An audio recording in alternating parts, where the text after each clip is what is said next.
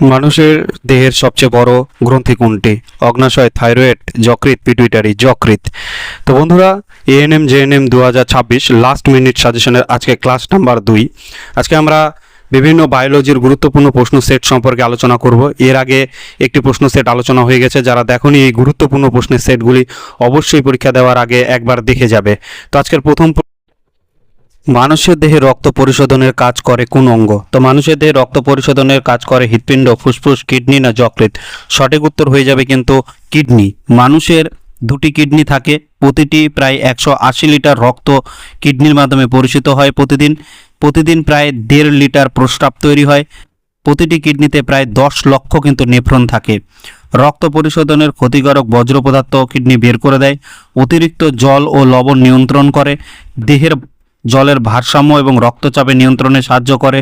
রক্তের পিএইচের মাত্রা বজায় রাখে। লাল রহিত রক্তকণিকা তৈরিতেও কিন্তু কিডনি সাহায্য করে। ভিটামিন ডি সক্রিয় করে এই কিডনি। তো আমরা শুধুমাত্র এখানে প্রশ্নগুলি নয়, তার সাথে আনুষঙ্গিক যতগুলো বিষয় এই রিলেটেড আসতে পারে সবগুলি আলোচনা করে দিচ্ছি। তাই ভিডিওগুলি অবশ্যই শেষ পর্যন্ত গুরুত্ব সহকারে দেখবে। প্রত্যেকটি প্রশ্নের সাথে সাথে তার সাথে বলা লাইনগুলো প্রত্যেকটিই কিন্তু গুরুত্বপূর্ণ। এখানে শুধুমাত্র 10টি প্রশ্ন এই ক্লাসে 10টি নয়, এখানে প্রায় 10টি প্রশ্নের মাধ্যমে আমরা প্রায় 30 থেকে 40টি প্রশ্ন নিয়ে আলোচনা করব। তাই প্রত্যেকটি প্রশ্নে গুরুত্ব সহকারে দেখবে। এবং যারা চ্যানেলে নতুন, অবশ্যই চ্যানেলটি সাবস্ক্রাইব করে পাশে থাকা বেল আইকনটি প্রেস করবে, যাতে পরবর্তী ভিডিওর আপডেটগুলি তোমরা সহজেই নোটিফিকেশন আকারে পেয়ে যাও। এছাড়া এই চ্যানেলে শুরু হয়েছে পঞ্চায়েত রিক্রুটমেন্ট পরীক্ষার উপরে জিকে প্রশ্নপত্রের সেট। যারা দেখতে চাও সেটি প্লেলিস্টে গিয়ে তোমরা দেখতে পারো। পরবর্তী প্রশ্ন, মানবদেহে মোট কত জোড়া ক্রোমোজোম থাকে? 21 জোড়া, 22 জোড়া, 23 জোড়া না 24 জোড়া? মানবদেহে মোট 23 জোড়া ক্রোমোজোম থাকে। সাধারণত মানুষের দেহকোষে 46টি ক্রোমোজোম থাকে, বা যা 23 জোড়া ক্রোমোজোম হিসেবে বিদ্যমান। এর মধ্যে 22 জোড়া থাকে অটোজোম এবং 1 জোড়া সেক্স ক্রোমোজোম বা লিঙ্গ ক্রোমোজোম। ক্রোমোজোম হলো ডিএনএ দ্বারা প্রোটিন। এর কাজ হলো বংশগতির ধারক এবং বাহক হিসাবে কাজ করে। এই ক্রোমোজোমের গঠনে তোমরা দেখতে পাচ্ছ দুটি জায়গায় যেখানে মিলিত হচ্ছে সেই জায়গাকে সেন্ট্রোমিয়ার বলা হয়। পরের প্রশ্ন, রক্তের লাল কণিকা বা লোহিত রক্তকণিকার আয়ু কত দিন? 90 দিন, 100 দিন, 120 দিন না 150 দিন? সঠিক উত্তর হয়ে যাবে এখানে 120 দিন লোহিত রক্তকণিকার আয়ু। স্বাভাবিক অবস্থায় মানুষের রক্তের লাল কণিকায় আরবিসির গড় আয়ু 120 দিন। এরপরও এগুলি প্লীহা, যকৃৎ এবং অস্থিমজ্জায় ভেঙে যায় এবং নতুন আরবিসি তৈরি হয়। এর কাজ কি? নিচের দিকে দেখো।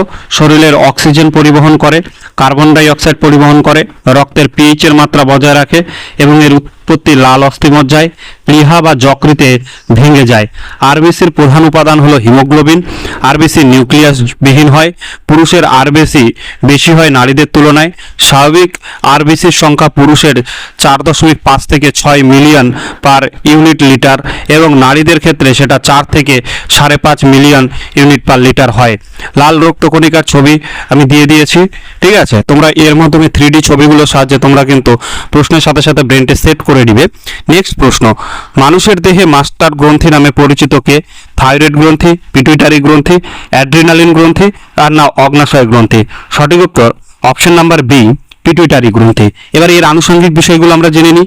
পিটুইটারি গ্রন্থিকে মাস্টার গ্রন্থি বলা হয় কারণ এটি শরীরের প্রায় সবগুলো অন্তঃস্রাবী গ্রন্থির কার্য নিয়ন্ত্রণ করে এবং বিভিন্ন হরমোনের ক্ষরণ করে আমাদের দেহের স্বাভাবিক কার্যাবলী বজায় রাখে। পিটুইটারিকে মাস্টার গ্রন্থি বলা হয় কারণ এটি নিয়ন্ত্রণ করে সবাইকে। গুরুত্বপূর্ণ তথ্য হিসাবে অবস্থান মস্তিষ্কের বেশি অবস্থান করে। দেখো একদম তীরচিহ্ন দিয়ে ছবিতে সুন্দরভাবে দেখানো আছে কোথায় পিটুইটারি গ্রন্থি থাকে। মস্তিষ্কের হাইপোথ্যালামাস নিচে অবস্থিত একটি ছোট্ট কিন্তু অত্যন্ত গুরুত্বপূর্ণ গ্রন্থি। কাজ কি? শরীরের অন্যান্য গ্রন্থিকে নিয়ন্ত্রণ করা, বৃদ্ধি ও বিকাশ নিয়ন্ত্রণ করা, হরমোন নিঃসরণ করা, প্রজনন প্রক্রিয়ায় নিয়ন্ত্রণ করা, জলের ভারসাম্য রক্ষা করা, বিপাক ক্রিয়া। তোমরা ছবিগুলোকে ভিডিওটিকে স্কিপ করে প্রত্যেকটি ছবি ভালো করে গুরুত্ব সহকারে দেখবে বিন্দুতে বিন্দুতে, কারণ প্রত্যেকটি জায়গায় কিন্তু আমি গুরুত্বপূর্ণ প্রশ্নগুলোকে ওই টপিকে যে প্রশ্ন হতে পারে এবং যেভাবে আসতে পারে সবকিছুই কিন্তু দেওয়া আছে। তোমরা গুরুত্ব সহকারে কিন্তু দেখবে। এবং এই যে এনএম জেএনএম এর জন্য শুধু এটি ইম্পর্টেন্ট নয়, আগামী কিছুদিন পরে পঞ্চায়েতের কিন্তু রিক্রুটমেন্ট রয়েছে, সেখানে তোমরা যারা অ্যাপ্লাই করবে অবশ্যই এই ভিডিওগুলি গুরুত্ব সহকারে দেখতে থাকো। নেক্সট প্রশ্ন, মানুষের দেহে সবচেয়ে বড় গ্রন্থি কোনটি? অগ্নাশয়, থাইরয়েড, যকৃৎ না পিটুইটারি গ্রন্থি? আমরা সকলেই জানি মানুষের দেহে সবচেয়ে বড় গ্রন্থি হচ্ছে যকৃৎ। যকৃৎ বা লিভার মানুষের দেহে সবচেয়ে বড় গ্রন্থি। এটি প্রায় 1.5 কেজি ওজনের হয় এবং ডান পাশে পাঁজরের নিচে অবস্থান করে। এটি পাচক রস তৈরি করে, বিষাক্ত পদার্থ অপসারণ, গ্লাইকোজেনের সঞ্চয় এবং প্রোটিন ও চর্বি ও কার্বোহাইড্রেট বিপাকে গুরুত্বপূর্ণ ভূমিকা পালন করে।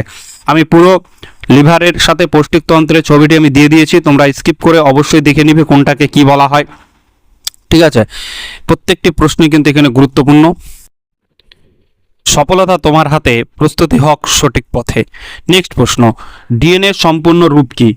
ডিঅক্সিরাইবো নিউক্লিক অ্যাসিড না deoxyribo nucleic acid, D nucleic acid না ডাবল নিউক্লিক অ্যাসিড? তো সঠিক উত্তর হবে ডিঅক্সিরাইবো নিউক্লিক অ্যাসিড। তোমরা বানানটা বা স্পেলিংটা ঠিক করে দেখবে, অপশন নাম্বার বি এখানে সঠিক উত্তর। ডিএনএ সম্পূর্ণরূপে ডিঅক্সিরাইবো নিউক্লিক অ্যাসিড, এটি জীবের জেনেটিক তথ্য ধারণ করে এবং বংশগতির মূল উপাদান। ঠিক আছে, অর্থাৎ যার মাধ্যমে আমি যা বৈশিষ্ট্য সেটি আমার কিন্তু আমার পূর্বপুরুষদের কাছ থেকে পেয়েছি। জেনেটিক তথ্য ধারক বাহক হিসাবে কাজ করে, বংশগতি বা পিতামাতার বৈশিষ্ট্য বা সন্তানের মধ্যে স্থানান্তরিত হয়। প্রোটিন সংশ্লেষে ডিএনএ থেকে আরএনএ তৈরি করে এবং প্রোটিন তৈরি করে। গবেষণা এবং চিকিৎসায় জিন গবেষণা, রোগ নিরাময়ের জন্য ব্যবহার করা হয়। শ্বাস প্রশ্বাসের অঙ্গ কোনটি? কিডনি, হৃৎপিণ্ড, ফুসফুস, যকৃৎ? এটি একটি সহজ প্রশ্ন, সবাই জানো। মানুষের শ্বাস প্রশ্বাসের প্রধান যন্ত্রই হচ্ছে ফুসফুস। আর এ সম্পর্কে আমরা একটু ব্যাখ্যা জেনে নিব যে ফুসফুস আমাদের দেহের শ্বাস প্রশ্বাসের প্রধান অঙ্গ। এটি বাতাস থেকে অক্সিজেন গ্রহণ করে, কার্বন ডাই অক্সাইড বর্জন করে। এই প্রক্রিয়াকে বলে গ্যাসের আদান প্রদান। অক্সিজেন গ্রহণ করে, কার্বন ডাই অক্সাইড ত্যাগ করে, শরীরকে সতেজ রাখতে সাহায্য করে, রোগ প্রতিরোধে সহায়ক। ঠিক আছে, কার্বন ডাই অক্সাইড নির্গমন করে এবং অ্যালভিওলাই গ্যাসের আদান প্রদানের স্থান, অর্থাৎ যে জায়গা থেকে অক্সিজেন গ্রহণ এবং কার্বন ডাই অক্সাইডের যে বর্জন তাকে কি বলা হয়? অ্যালভিওলাই বলা হয়। ঠিক আছে, নেক্সট আমরা পরের প্রশ্নে চলে যাব। রক্তের কোন অংশ রোগ প্রতিরোধে সাহায্য করে? আরবিসি অর্থাৎ রেড ব্লাড কর্পাসেল, প্লেটলেট না হোয়াইট ব্লাড কর্পাসেল বা ডাব্লিউবিসি না প্লাজমা? তাহলে সঠিক উত্তর হচ্ছে অপশন নাম্বার সি, ডাব্লিউবিসি। ব্যাখ্যা, ডাব্লিউবিসি শ্বেত রক্তকণিকা আমাদের শরীরের জীবাণু, ভাইরাস, ব্যাকটেরিয়া ও অন্যান্য ক্ষতিকর পদার্থের আক্রমণ থেকে রক্ষা করে। এটি শরীরের প্রতিরোধ ব্যবস্থা বা ইমিউনিটি সিস্টেমের গুরুত্বপূর্ণ একটি অঙ্গ।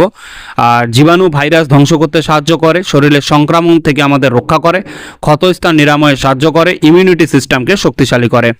আরবিসি বহন করে অক্সিজেন, প্লেটলেট বা অনুচক্রিকা রক্ত জমাট বাঁধতে সাহায্য করে এবং প্লাজমা হলো রক্তের তরল অংশ। এগুলি ছিল রক্ত থেকে আনুষঙ্গিক এই টপিকের উপরে প্রশ্ন।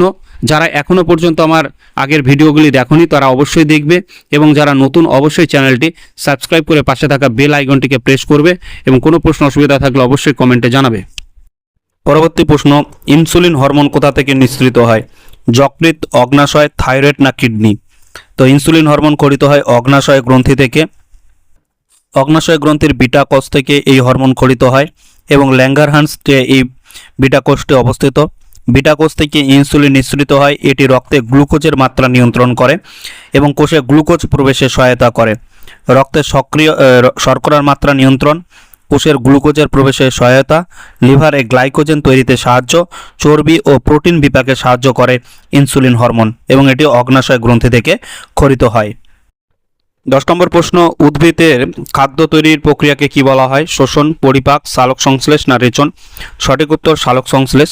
সবুজ উদ্ভিদ সূর্যের আলো, জল, কার্বন ডাই অক্সাইড এবং ক্লোরোফিলের সাহায্যে খাদ্য তৈরি করে এবং অক্সিজেন নিঃসরণ করে। এই প্রক্রিয়াকে আমরা সকলেই জানি সালোক সংশ্লেষ বলে। শর্করার সংকেত হলো C6H12 এবং O6, যার মধ্যে 6 অণু কার্বন, 12 অণু জল এবং 6 অণু অক্সিজেন থাকে। তাই গ্লুকোজের সংকেতটিও কিন্তু পরীক্ষার জন্য খুবই গুরুত্বপূর্ণ। আজকের 10টি প্রশ্ন এই পর্যন্তই ছিল। পরবর্তী ক্লাসের নোটিফিকেশন পেতে অবশ্যই বেল আইকনটি চাপ দিবেন এবং চ্যানেলটি সাবস্ক্রাইব করে রাখবেন।